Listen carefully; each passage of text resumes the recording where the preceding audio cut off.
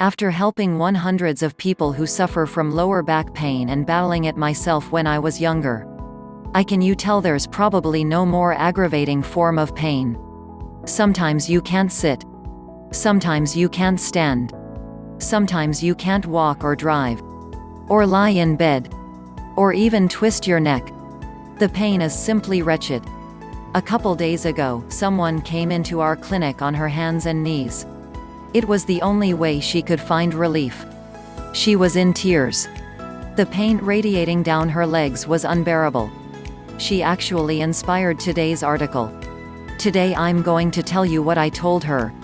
Every week, in fact, my clinics and programs are a destination for people from all walks of life who suffer from back pain. The first thing you should appreciate is back pain is not your main problem. That's right. Allow me to be clear about this, because it's important.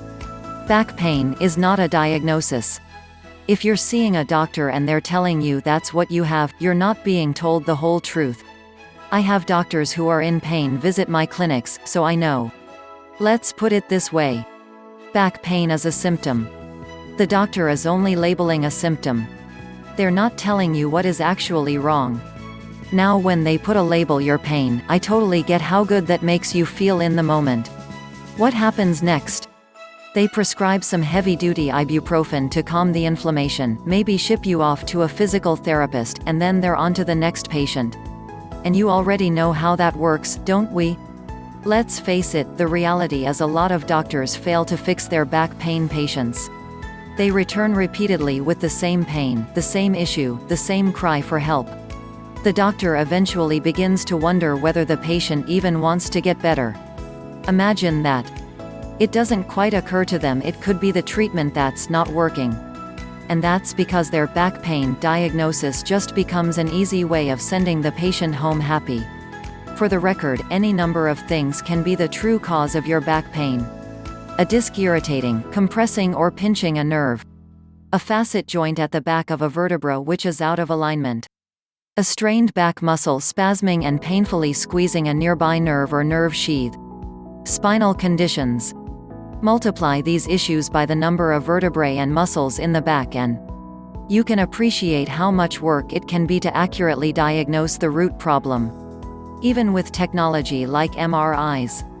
Which is why most doctors feel they're doing the best they can with the resources available. That's why I prefer to take a more self-directed, holistic approach to fixing back pain. So, how do we fix the pain and stiffness? Recently, a successful yoga instructor came to my clinic and, even after decades of yoga, for some reason, she still suffered with back pain.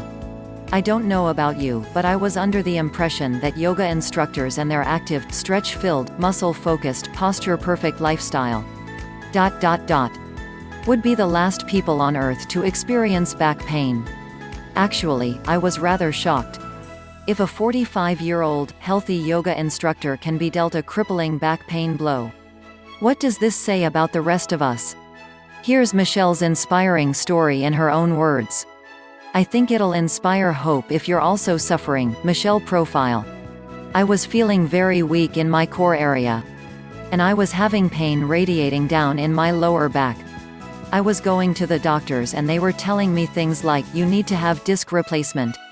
You need to be on these pain medications. And they wanted to basically put me through a lot of surgical procedures. And I didn't want to do any of that. But the pain was so bad. I needed some relief. So I went to 2 neurosurgeons and a back pain specialist. The surgeons wanted to operate on me in different places, and the back pain specialist wanted to do various procedures including implanting something permanent in my spine. I've had 4 procedures that involved needles in my spine. It only gave me a little bit of temporary relief for a couple of days. But it didn't cure or really help anything. It just put a band-aid on the pain for a couple of days and that was it. However, after my first session with Ian, I felt an opening in my back that I haven't felt in a long time. I felt stronger to my core and I felt the radiating burning heat pain I was feeling seemed to dissipate a little bit. It seemed to just open up my back in general. And then after my second session, I noticed even more the stretch in my lower back and more strengthening in muscles that had been weak that I think might help support my lower back. I was very skeptical about doing Ian's methods. Because, as a yoga instructor, I feel very knowledgeable in anatomy and how to help people that come to me in pain. But I was unaware of certain muscles that I was not using in the body that might help my lower back. How did we help Michelle? Or maybe more aptly, how did Michelle help herself? She did 8 specific movements. These 8 movements are totally unlike the sheets of exercises you get from chiropractors or doctors.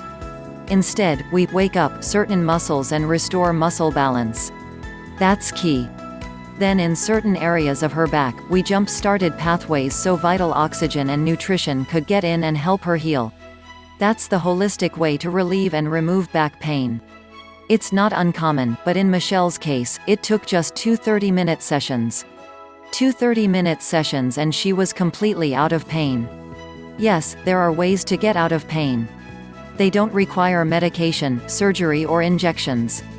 They don't require months of physiotherapy. You just have to restore your body's natural functional movement and muscle balance and allow it to heal naturally.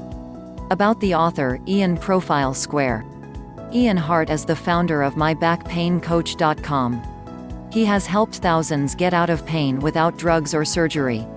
If you're plagued by constant back pain and want to learn more about a fast, natural way to get immediate relief, find out more in this free video. Click on the link below.